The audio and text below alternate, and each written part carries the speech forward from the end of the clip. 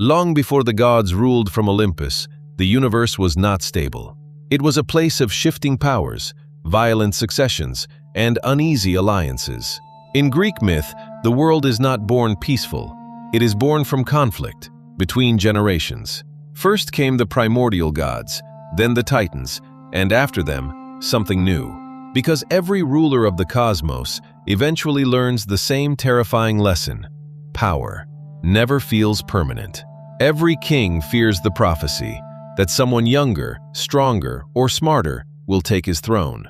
And in Greek mythology, prophecies have a habit of coming true, especially when someone tries to stop them. That is the world Zeus is born into. Imagine a king who devours his own children because he fears being overthrown. He does it to stop a prophecy, and yet the prophecy comes true anyway. And that's what makes this myth terrifying. The harder you fight fate, the faster you build the road toward it. This is the story of Zeus, not a biography, but a cosmic coup. How he's born, how he topples Cronus, and why his reign is both order and threat. Not with a list of facts, through the turning points that reshaped the universe. A hidden birth, a war that cracked the sky, and a king who rules with law in one hand and lightning in the other. According to tradition, Cronus, ruler of the Titans, receives a warning. One of his children will bring him down, because Cronus already knows how prophecies work. He took power by betraying his own father, Uranus. And now he fears the same cycle will come back for him. Son against father, generation after generation. So he chooses the most brutal solution. Each time Rhea gives birth, he swallows the newborn whole. Hestia, Demeter, Hera, Hades, Poseidon vanish into the dark. But when the sixth child comes, Rhea can't bear it anymore. She escapes, gives birth to Zeus in secret, and returns to Cronus with a deception. A stone wrapped in swaddling cloth, as if it were the baby. Cronus swallows that too, certain he's won. She hides the real child far from the Titan court, on Crete, in a cave above the sea. The baby is never meant to be a prince. He's meant to be a weapon against the future. Amalthea keeps him alive in the dark, a gentle goat in the cave, warm firelight on stone, a sacred calm, the smallest glow beside her, and the future already breathing. Zeus grows up hidden, far from his father's shadow. When he's strong enough, he returns. But Zeus doesn't win with muscles. He wins with timing and strategy. In some versions, he slips into Cronus's household in disguise. In others, he uses a potion, something bitter enough to force the Titan to release what he swallowed. And this is the first turning point. Cronus is forced to vomit up what he has devoured, first the stone, then the lost children. The family resurfaces, and with it, the possibility of war. Zeus knows it isn't enough to simply be the rightful son. He needs allies and weapons, because a Titan can be beaten only by something older than Titans, raw forces of nature. Zeus goes looking for the ones Cronus feared most, creatures so strong they were locked away before history even began. He descends into the depths and frees the prisoners of the ancient world, the Cyclopes and the Hecatoncheires, the hundred-handed giants, chained in Tartarus. The Cyclopes repay him with a gift that changes everything. To Zeus they give thunder, lightning, and the bolt.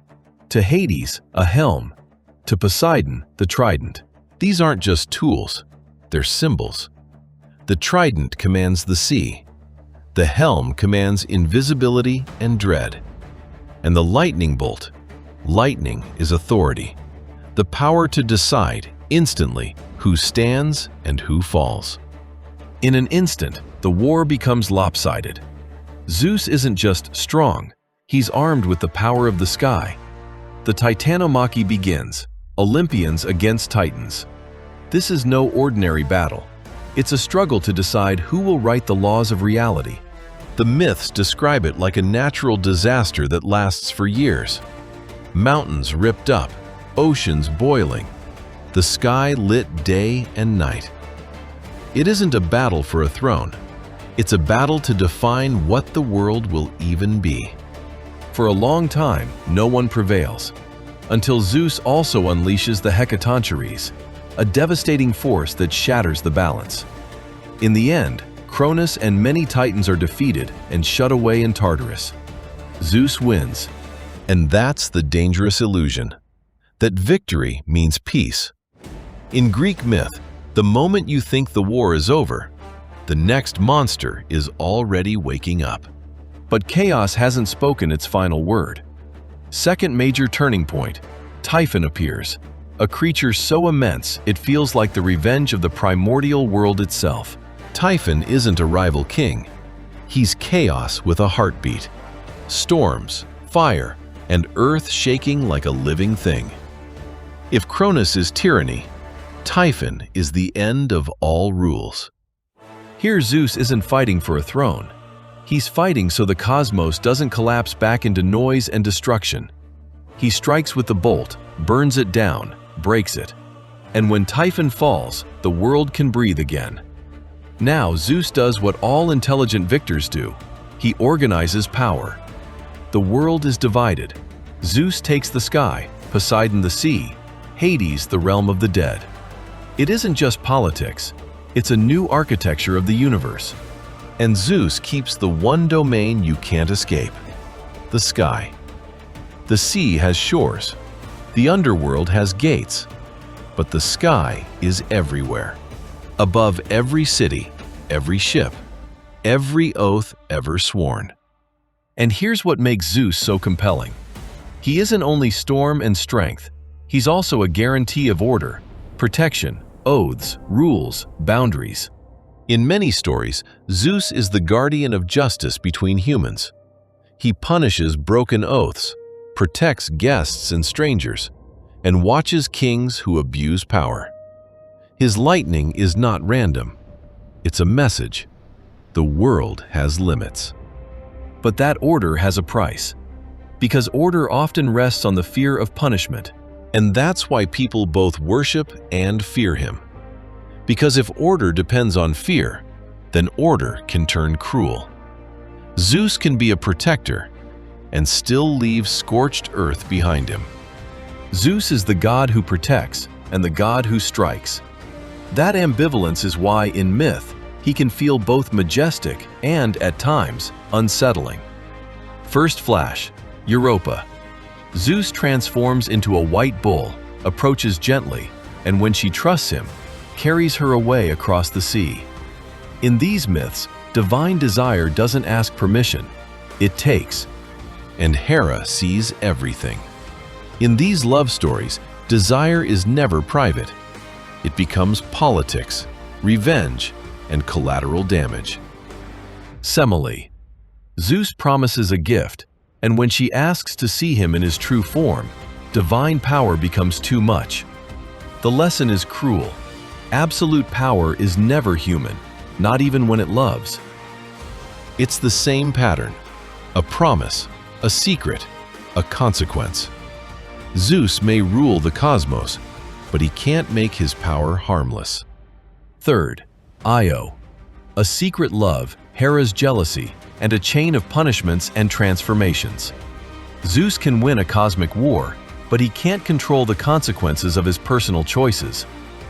Because when a god makes a choice, mortals pay the bill.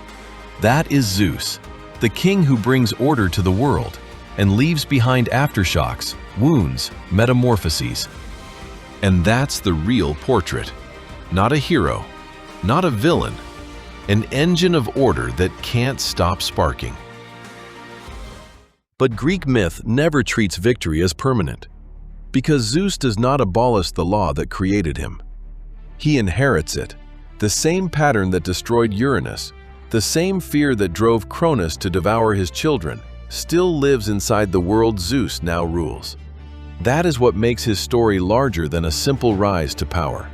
Zeus becomes king of the gods, but he also becomes something else, the next ruler who must live under prophecy, under succession, under the possibility that order itself may one day turn against him.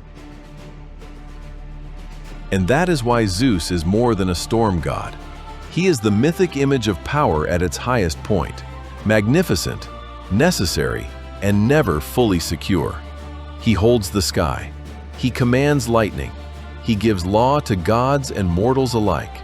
And yet, even Zeus cannot create a world without tension, without rebellion, without consequence. The cosmos he rules is stable, but only because instability has been beaten down, chained, or pushed to the edge. So the myth leaves us with a deeper truth. Order is not peace. Order is victory maintained. And maybe that is why Zeus still feels so powerful today, because he represents a question every civilization eventually faces. What does it take to build order? And what does that order cost? In the end, Zeus is not simply the ruler of Olympus. He is the king who proves that even the strongest power in the universe can never fully escape the shadow of fate.